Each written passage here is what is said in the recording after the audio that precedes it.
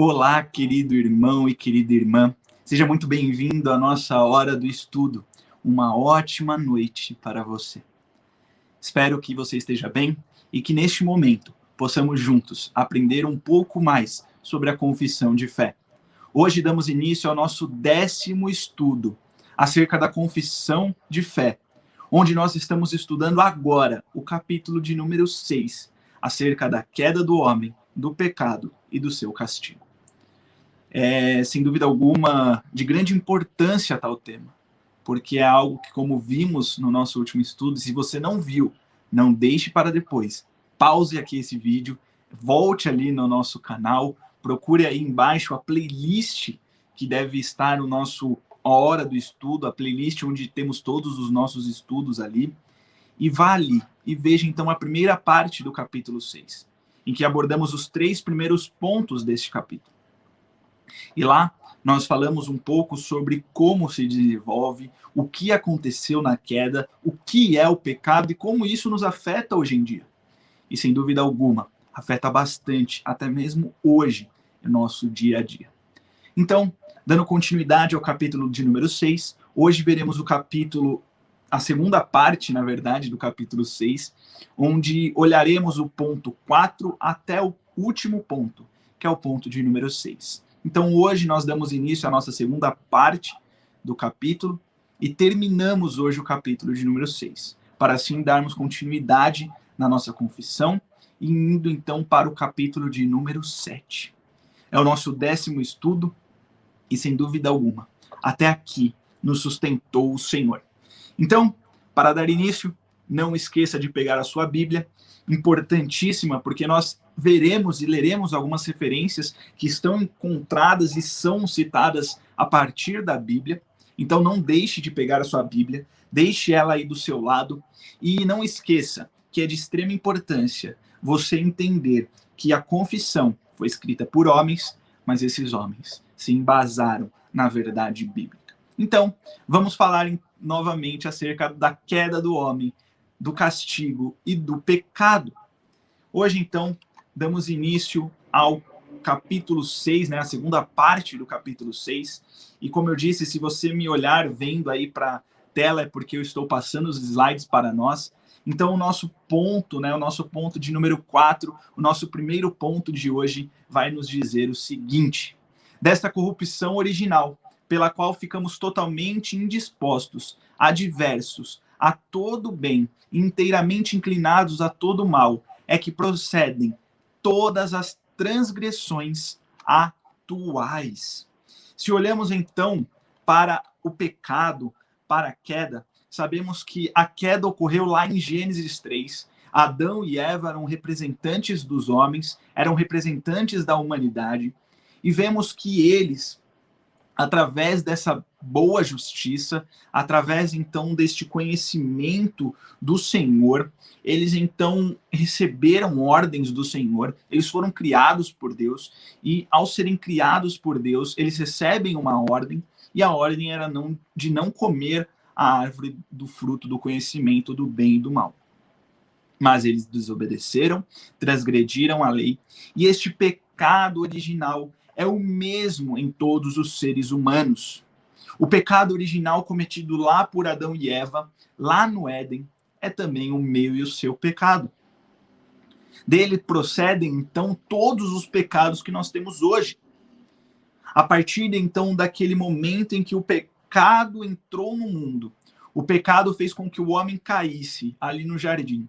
Nós vemos que este pecado dá início, e é através dele que procedem todos os pecados. Os pecados atuais que nós cometemos são resultantes daquilo que aconteceu no Éden.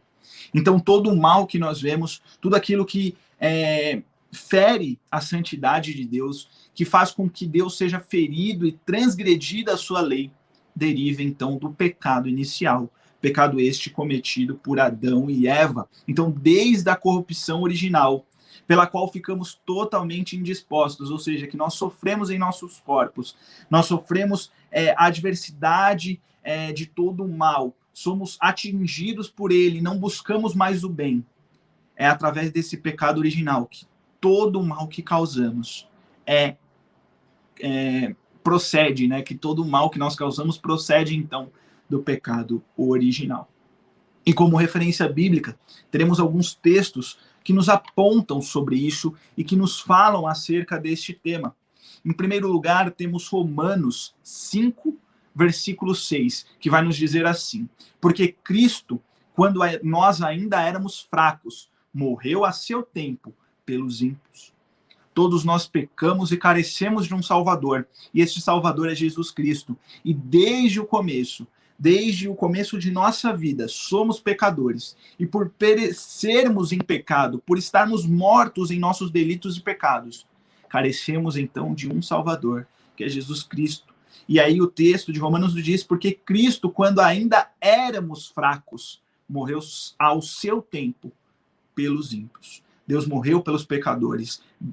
Cristo morreu pelos pecadores. Cristo morreu para salvar o seu povo, para dar graça, dar vida, vida eterna. Romanos 7, versículo 18 vai nos dizer: porque eu sei que em mim, isto é, na minha carne, não habita bem nenhum, pois o querer o bem está em mim, não porém o efetuá-lo. Nós vemos que Paulo diz que em sua carne não habita bem nenhum, não habita bem no seu interior. Ele pode até querer o bem, porque o querer está nele, mas o efetuar, agir como alguém que age de maneira boa, ele não consegue. Porque a sua carne é deturpada pelo pecado, porque a sua carne então sofre as consequências do pecado original de Adão e Eva. Voltando para Romanos 5, agora no versículo 7, dificilmente alguém morreria por um justo, pois poderá ser que pelo bom alguém se anima a morrer. Jesus Cristo morre por ímpios, pessoas que precisam ser salvas. Mas se alguém fosse justo, por que Cristo morreria por ele? Não tem por que morrer por alguém que é justo. Ao olharmos para isso, vemos que em Cristo há então a salvação, e que Cristo morre por pecadores, sim. Mas como nós temos dito e ouvido, inclusive, nas pregações do reverendo Roster, nós vemos que o crente verdadeiro não permanece, não vive em pecado. Ele vive uma vida diferente e separada, uma vida de santificação diária, buscando o seu Senhor Jesus Cristo, buscando ser semelhante ao Senhor. Óbvio que ele peca, óbvio que ele passa por momentos de dificuldade e de transgressão, mas ele não vive no pecado. Ele não vive de maneira deliberadamente pecando e confessa ser Jesus Cristo o seu Senhor. Há mudança de vida. Mas o crente, ele peca sim. Porque nós temos que entender que a santificação é um processo que se renova dia após dia e que terá, então, de maneira completa, maneira final, após o retorno de Jesus Cristo. Lá no céu seremos novos, seremos pessoas glorificadas, seremos perfeitos, à imagem do nosso Senhor Jesus, que é perfeito. Então, por que morreria alguém por alguém que já é justo? Mas não há nenhum justo sequer na terra, senão aquele que morreu por nós, que é Jesus Cristo. Além disso, Tiago, em sua carta, no capítulo 1, versículo 14 e 15, nos diz: ao contrário, cada um é tentado pela sua própria cobiça, quando esta o atrai e seduz. Então a cobiça, depois de haver concebido, dá à luz o pecado, e o pecado, uma vez consumado, gera morte. O pecado, a tentação, não ocorre por causa de outra coisa senão por nós mesmos. Nós somos tentados por nossa própria cobiça. Satanás nos tenta a partir daquilo que ele conhece de nós. Ele não conhece o nosso interior, mas ele conhece as nossas atitudes erradas e certamente nos tentará nessas atitudes que vão contrárias à lei do Senhor, que vão contrárias ao querer de Deus, ao obedecer ao Senhor. Então nós olhamos que Satanás vê essas atitudes que vão contrárias, né, à lei do Senhor e nos tenta nelas. E ao nos tentar através dela, nós somos tentados então por nossas cobiças, por aquilo que está dentro do nosso coração. E quando esta nos atrai e seduz, e depois de ser concebida, então essa cobiça, depois de haver então essa cobiça sido consumada, nós vemos que ela dá luz ao pecado. E o pecado gera a morte. Então nós vemos que a cobiça é do interior do próprio homem, resultante lá do pecado em Adão e Eva. Não por causa da tentação de Deus. Deus não tenta ninguém. Se você voltar no versículo 13 desta carta de Tiago, no capítulo 1, versículo 13, ele vai falar que Deus não tenta ninguém, porque ele não pode ser tentado pelo mal e ele mesmo não tenta ninguém. Mas a tentação é por causa da cobiça do próprio homem. A cobiça é esta que entra na humanidade através dos nossos representantes, Adão e Eva.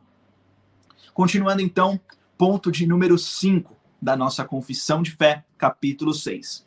Esta corrupção da natureza persiste durante esta vida, naqueles que são regenerados, e embora seja ela perdoada e mortificada por Cristo, todavia tanto ela como seus impulsos são real e propriamente pecado.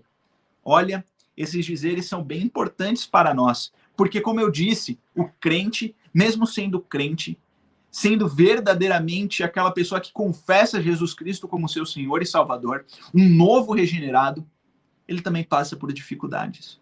Ele tende também a pecar, porque faz parte, então, dessa vida, faz parte desse mundo. Óbvio que ele não vive de maneira deliberada no pecado, mas ele peca, porque o pecado original persiste no regenerado. Não há uma mudança assim, olha, pá, mudou e tudo bem. Não, ele persiste ali. Por isso que devemos nos mortificar dia após dia, buscar Jesus Cristo como sendo o centro da nossa vida. Porque por nossas forças e a nossa natureza pecaminosa, ela persiste, ela existe dentro de nós. Por isso que nós devemos procurar em Jesus Cristo o nosso consolo, a nossa força, a nossa fortaleza, o nosso refúgio. Porque o pecado original persiste no regenerado. E nós vemos que o perdão remidor de Jesus Cristo, este vem de encontro aos pecados pessoais, vem de encontro ao pecado original, que é o pecado cometido por Adão e Eva, e que traz novos desafios, né, que trazem novos pecados para nós hoje em dia. Mas esta corrupção, a corrupção da natureza persiste, não podemos esquecer isso, durante esta vida. E aí eis o ponto principal, durante esta vida, no novo céu, na nova terra, não haverá esse tipo de coisa. O regenerado viverá com o seu Senhor Jesus Cristo, glorificado, a imagem dele próprio. Mas hoje em dia, nesta vida terrena, nós temos que entender que essa é uma condição nossa, e que o processo de santificação é diário, até a volta do nosso Senhor. Por isso também temos que ser pacientes, esperando a volta do nosso Senhor. Pacientes, entendendo que teremos desafios e que sofreremos por muitas vezes em nosso coração, em nossas atitudes, coisas que desagradam a Deus. Mas devemos ter em mente que Jesus Cristo é nosso Senhor e Salvador, que foi Ele quem morreu em nosso lugar. Não devemos professar apenas de boca e viver contrários. Nós iremos pecar sim, mas não viveremos no pecado. Devemos entender que confessar Jesus Cristo como nosso Senhor e Salvador é buscar agir conforme o seu querer, conforme a sua palavra. Não viveremos perfeitamente, porque a natureza persiste durante essa vida. Guarde essa frase. A corrupção da natureza persiste durante esta vida. Não esqueça disso. Mas ela é perdoada e mortificada por Cristo Jesus, que é o nosso Senhor e Salvador. Ele é o nosso Senhor, Ele é quem nos sustenta, Ele é quem nos guarda. Não temos senão em outro a nossa salvação. A nossa salvação só pertence a Cristo, porque Ele mesmo diz que Ele é o caminho, a verdade e a vida. Então, como referência bíblica, temos esses dois textos. A primeira carta de João, capítulo 1, versículo 8 ao 10. Se dissermos que não temos pecado nenhum, a nós mesmos nos enganamos, e a verdade não está em nós. Se confessarmos os nossos pecados, Ele é fiel e justo para nos perdoar os pecados e nos purificar de toda a injustiça. Se dissermos que não temos cometido pecado, fazemo-lo mentiroso, e a sua palavra não está em nós. Nós temos que entender qual é a nossa situação, qual é a nossa natureza. Temos que entender que dependemos exclusivamente de Jesus Cristo, porque ele sim foi santo, fiel e obedeceu tudo. Nós temos que entender qual é a nossa natureza e que nós persistimos ainda nesta vida. A nossa natureza persiste em ir contrária à palavra de Deus. A nossa natureza persiste em desobedecer ao Senhor. Nós temos que entender, então, qual é a nossa situação. E entendendo a nossa situação, entendemos perfeitamente que dependemos de um Salvador, que é Jesus Cristo. Então, não busquemos dizer para os outros que não temos pecado nenhum. Não busquemos mostrar para os outros que somos santos, porque santo só existe um, que é Jesus. Somos pecadores. Devemos professar com o nosso coração, com a nossa boca, verdadeiramente, que Jesus Cristo é o nosso Senhor, que Jesus Cristo é o único caminho, é a única verdade e é a única vida. Vemos então que Gálatas, carta de Paulo aos Gálatas, versículo 17 do capítulo 5 nos diz assim: porque a carne milita contra o espírito, e o espírito contra a carne, porque são opostos entre si, para que não façais o que porventura seja vosso querer, seja do vosso querer. Paulo é nítido, então, Paulo é claro. A carne milita contra o espírito. A nossa natureza pecaminosa persiste em lutar contra o espírito que habita em nós. Espírito este dado por Jesus Cristo. Espírito consolador dado por nosso Senhor. Mas existe então essa luta, essa militância ali dentro. Porque a nossa natureza quer agir conforme o seu querer, sendo cobiçada e pecando, sendo tentada todo o tempo. Mas o Espírito de Deus é quem nos guia para uma vida de santificação diária, para uma melhora de vida, para chegarmos então ao final da nossa vida e olhar para aquele momento do juízo final e ouvirmos do próprio Deus que podemos entrar para a sua vida eterna, para a glória, para o novo céu e a nova terra. O Espírito Santo então nos guia rumo ao dia final, onde lá viveremos com Jesus Cristo. Mas a carne milita contra o Espírito. Efésios vai nos dizer que devemos não nos embriagar com vinho, porque há dissolução, mas devemos nos encher do Espírito Santo. E esta ação de se encher é o próprio Espírito Santo que faz em nós. Não somos enchidos por causa do nosso querer, porque o nosso querer é um querer pecaminoso, mas o próprio Espírito Santo nos enche dele. O Espírito Santo age, então, em nossa vida, fazendo com que vivamos para a honra e glória do Senhor Jesus. Então, quando fazemos algo de bom, glórias a Deus e por mérito de Deus. Como quando fazemos coisas ruins, a nossa natureza pecaminosa que está agindo e querendo mostrar algum valor. Então, chegamos ao nosso último ponto do capítulo 6. O ponto nos diz o seguinte: todo pecado, tanto o original como o atual, sendo transgressão da justa lei de Deus e a ela contrária, torna pela sua própria natureza culpado o pecador. E por essa culpa ele está sujeito à ira de Deus e à maldição da lei, e, portanto, exposto à morte com todas as misérias espirituais, temporais e eternas. Vemos que o homem é culpado do seu pecado. Vemos que o homem está sujeito ao castigo eterno, porque se ele não se arrepender daquilo que fez e não encontrar em Jesus Cristo a sua salvação, ele sofrerá o castigo eterno. A transgressão da lei por Adão é também a nossa transgressão diária, e ela é sujeita, então, a castigo, a pena.